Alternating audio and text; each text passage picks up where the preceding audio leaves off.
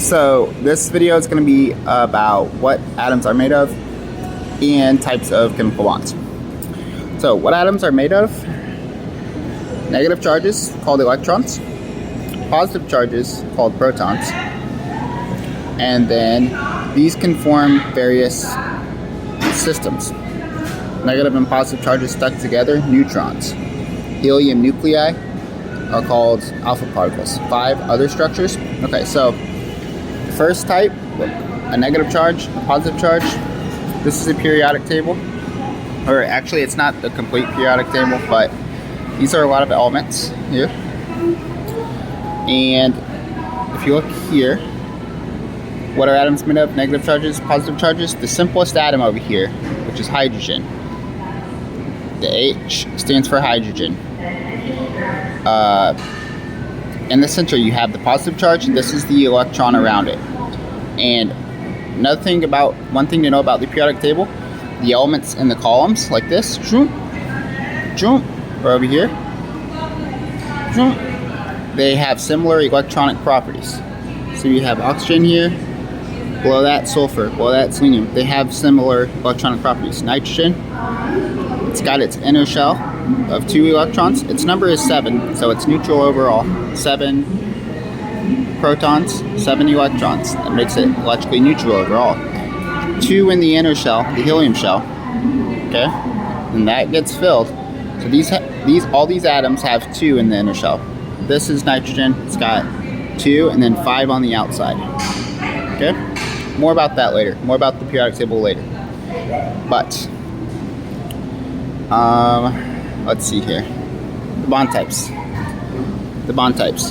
Okay, so what I'm gonna talk about is the pure types of bonds. Pure ionic bonds, you have complete electron transfer.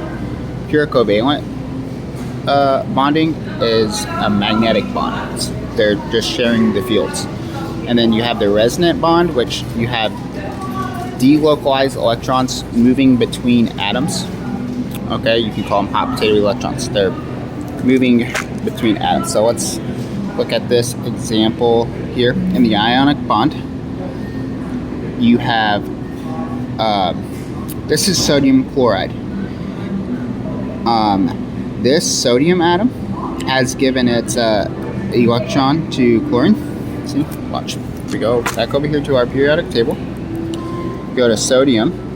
The sodium will give away its electron and it'll become like neon right over here. See, notice the numbers 11, 10. Sodium gives its electron away, becomes like neon, but it becomes more positive. Chlorine will get an extra electron to become like argon, which is the next noble gas, but it will become negative. Then once chlorine becomes negative, sodium becomes positive, they'll want to stick together. Unless they're in water, which when you put this in water, okay, so the sodiums are positive, the chlorines are negative. When you put them in water, water is this special substance, right? It's got the polarity, and chlorine will be like, hey, I'm super negative, I want to come over to this side. So you'll have chlorines over here, and sodium's like, dude, I'm positive, I want to go over to this more negative side. They'll actually split apart, okay? That's called dissolving. That's why stuff dissolves in water so well, because water is highly polar. It's like the water molecule is like a magnet, okay? Electron affinity is the ability of an atom to get an electron. So the electron is actually getting taken away from sodium here. It says the positive sodium sticks to negative chlorine. Sodium has given its electron to chlorine. Neutral sodium becomes a cation. Neutral chlorine becomes an anion. Sodium gets smaller and more positive. Chlorine becomes larger and more negative.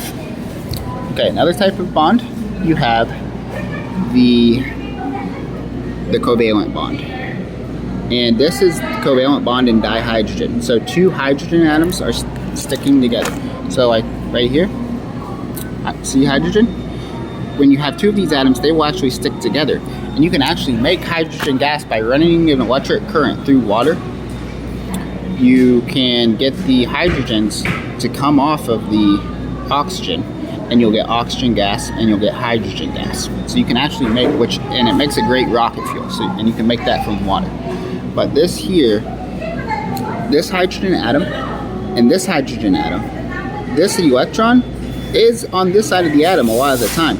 But it's like, hey, I know there's a positive charge over here too, right? That's the proton, that's the electron, that's the proton, that's the electron. Two hydrogen atoms. This guy's like, hey, you know what? I'll come over here a little bit. And this guy's like, you know what? That's cool. I'll just hang out over here, and it'll make them like a magnet. Notice the electrons aren't getting shared here, okay? They're stuck to their atoms. That's called the covalent bond. Now, sometimes you'll have the electrons will hop between atoms, pi electrons, okay? Also called delocalized electrons. This is what I'm calling the resonant bond here. And this molecule is a great example of the resonant bond. Each one of these little points here represents a carbon atom. Okay, get used to seeing this. They're not going to actually say, oh, C, C, C, but this little thing, these little intersections of lines, those are actually carbon atoms. That's why it says C6. 1, 2, 3, 4, 5, 6.